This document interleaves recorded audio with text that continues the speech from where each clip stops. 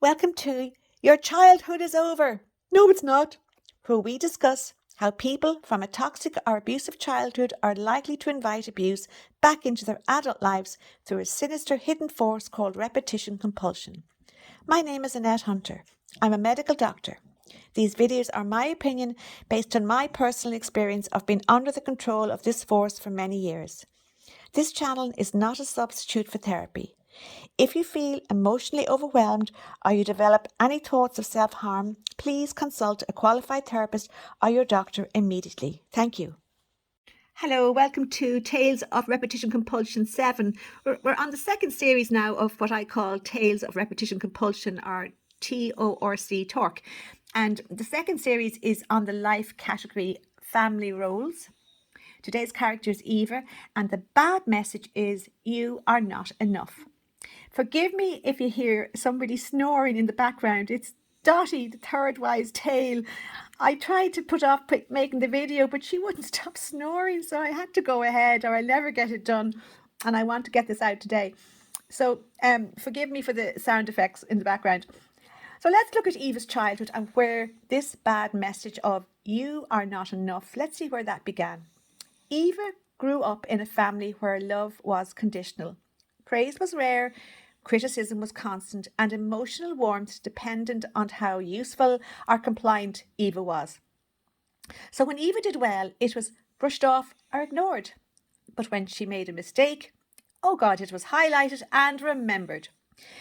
It's very sad, but no one ever said, you are enough just as you are. She never heard that. So remember I was telling you that children learn what they live?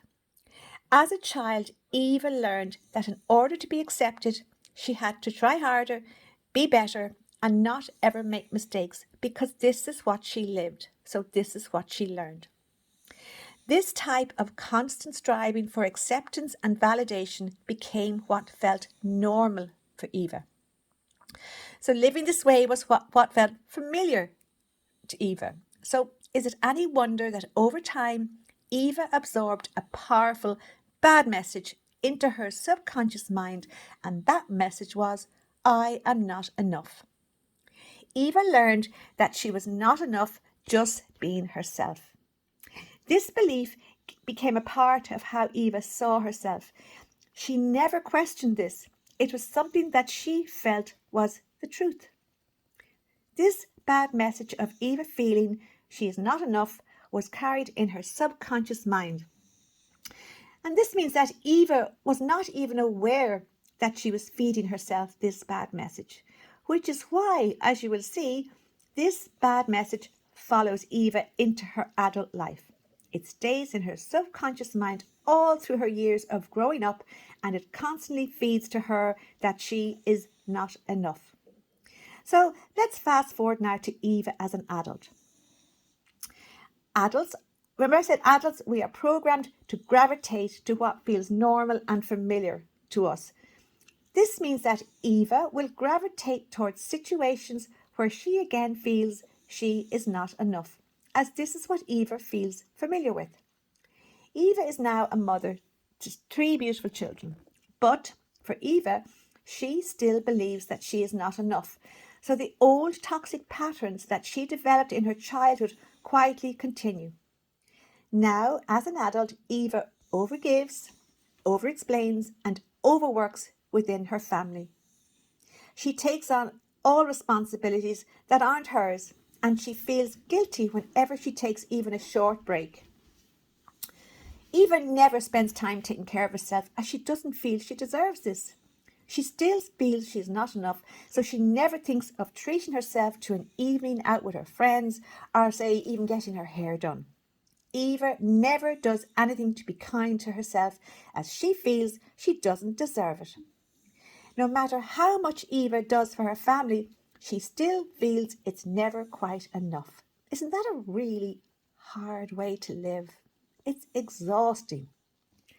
If there is tension in the family, Eva always assumes it's her fault.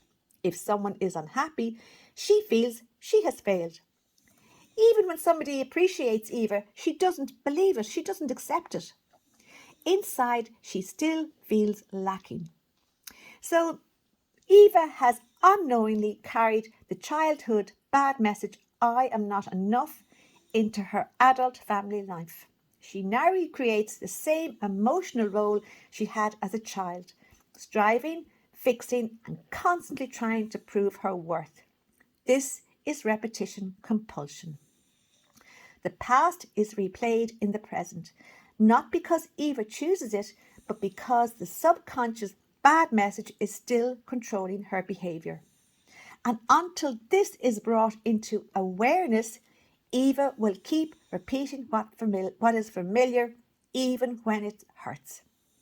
And now I'm going to hand you over to the three wise tales. These three beauties, I'll be honest, they were a constant support to me when I was trying to break free from the control of repetition compulsion. And in that instance, I had gotten myself into so many toxic and abusive situations. They were very, very tough to deal with. And I have to say, my beautiful dogs got me through. And they're still a constant support in my life. Now, the three wise tales will tell you the three ways to break free from being under the control of this toxic, sinister, hidden force called repetition compulsion. Hello, it's Petal here, and I'm the first of the three wise tales.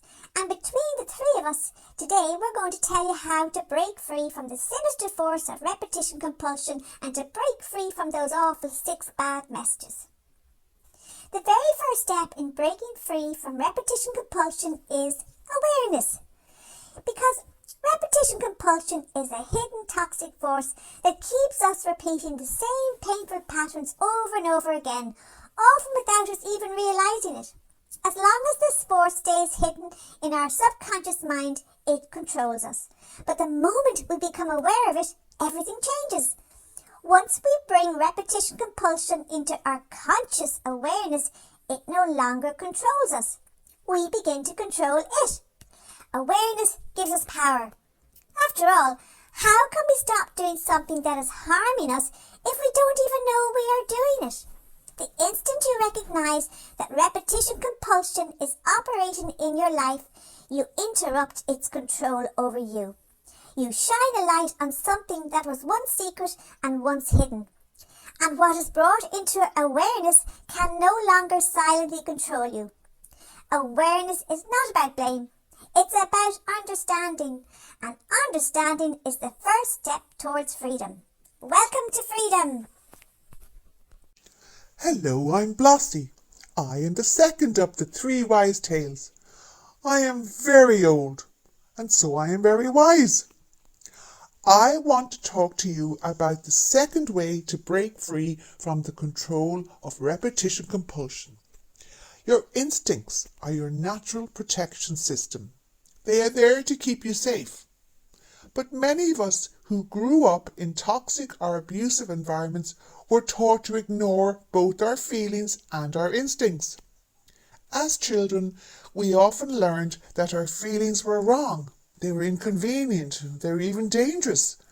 We dare not say how we felt or question anything for fear of getting ourselves into trouble. So we disconnected from our feelings and we disconnected from our instincts. And when we disconnected from feelings and instincts, we also disconnected from our ability to sense danger. Now, as adults, we must learn how to listen to our instincts and we must learn how to trust them. Your instincts are wise and they are always right. They notice discomfort long before your mind can explain it. When something feels wrong, it usually is. Learning to listen to and learning to trust your instincts allows you to protect yourself from toxic and abusive situations before you become trapped in them all over again. So say a big hello and welcome to your instincts. This is possibly the first time you have allowed yourself to meet them. So let your instincts in. They have been wanting to protect you for as long as you have been on this planet. Now let them do what they are really good at. Let them protect you from toxic and abusive situations. When you listen to and when you trust your instincts, You are safe, as your instincts will always protect you, and they are always right. Now I'm going to hand you over to Dotty. She's the third of the 3 wise tales, and she's going to tell you the third way to break free from the sinister force called repetition compulsion. Hello, I'm Dotty, and I'm the third of the 3 wise tales. Did you know that I'm the entertainer in the pack? I'm always making Annette laugh. Funny things happen when I'm around. I'm going to tell you the third way to break free from the control of that awful sinister force called repetition compulsion. This step involves the 6 bad messages.